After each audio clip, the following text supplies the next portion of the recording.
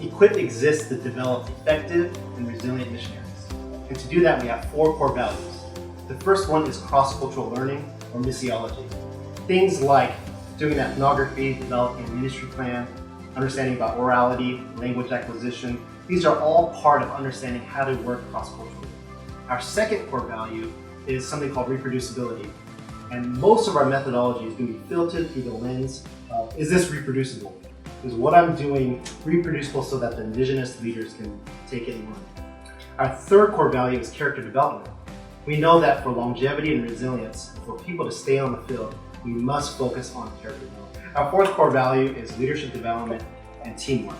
Ministry teams are not immune to dysfunction, so we will be working together to develop leadership skills, teamwork skills, and how to develop new indigenous leaders.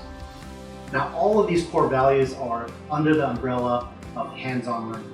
And we want to emphasize this immersive learning because that is the best way for you to get this experience that you need for effectivity and resilience.